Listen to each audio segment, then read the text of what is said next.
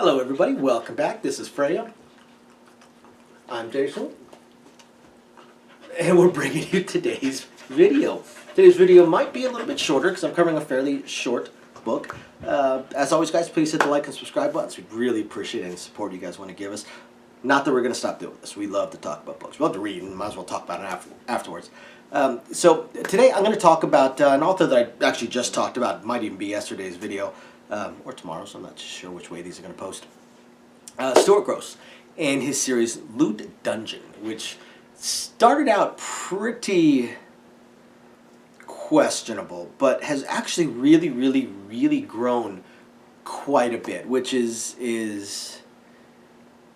interesting because I really didn't see it going this direction. So, as usual, I'm not going to talk about the typical four categories I talk about because we've talked about this series in the past, and what is this, something like book 28 or something along those lines. They're short, 50, 60 page, more novellas than anything else. So I will assume that people that are watching this are already somewhat familiar with the series. If not, you should go check it out. Again, they're super easy reads.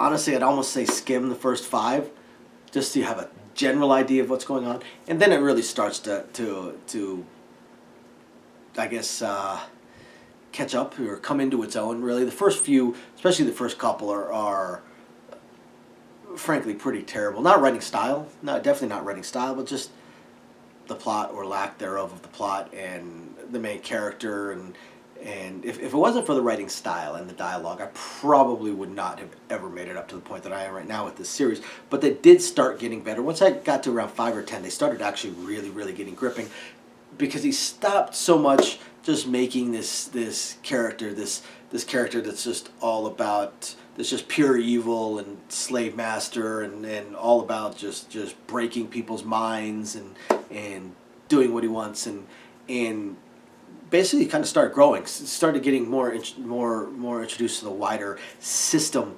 world. And it's interesting because the character has really started to change and started to grow. So we've got our dungeon turned god, and this time around a little bit different than a lot of the other books. Somewhat, he comes under attack. Now, it's not the first time that he's come under attack. However, it is the first time that another dungeon has attacked him.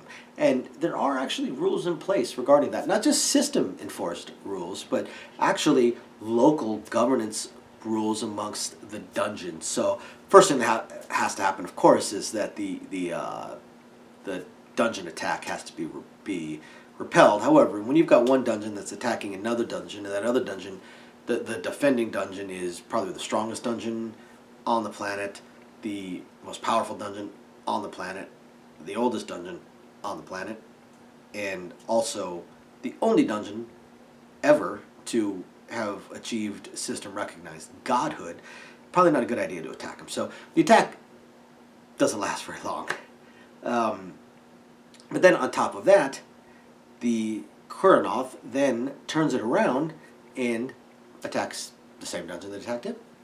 And obviously he is not unsuccessful in his attack. In fact, he manages to utterly wipe it out, which is a good thing. Now, one thing you'll notice with if you've read Stuart Grosse's other stuff, you might notice with this first one, or with this one, that you have a scene in there that is almost perfectly paralleled in his Dark Fate series.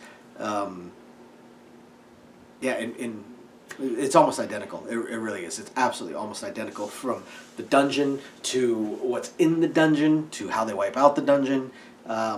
Very similar. But outside of that, I was able to kind of look past that and just interested in how Kuranoth has continued to grow as he interacts not only with other dungeons and kind of lays down the law and says, hey, everyone made these agreements, failed to meet these agreements. We also agreed what the consequences would be, and these are the consequences. Here we go. This is what we all agreed to, and, well, someone just met those consequences. Well, at the same time, he also, being a god, talks to gods and has very similar conversations of, hey, of course, he's a very weak god. However, he has managed so far to defeat at least one god.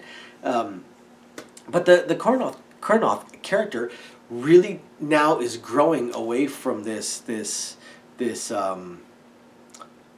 hedonistic, slave mastering, non-consensual, anything type of character, and is now really seeming to focus on, followers, allies, his own planet, and how to make it stronger, how to keep his people safe, how to get the planet out there stronger with more allies, both godlike and empire-wise, and take a more active role in working more with the military, working more with the government, working more with other dungeons, working more with other gods, with other planets, with his own people, with his own followers, and it's pretty fascinating. It's pretty fascinating how the character really seems to be also growing and changing and improving. And to me, this the last couple books in this, I almost feel like he should, if it wasn't for the general theme of his dungeon, I almost feel like the title of the book should evolve as well, because it's becoming a little bit less about the dungeon and what the dungeon is, and more about the wider universe. And it's getting a lot more interesting. It's getting a lot more interesting and a lot more gripping. So thank you everybody for watching, and yeah. Please email me if you got any books you think I should check out. That's how I found some awesome books, such as 8 and a few other really good ones. Thank you again, everybody. We'll catch you guys next time. Bye now.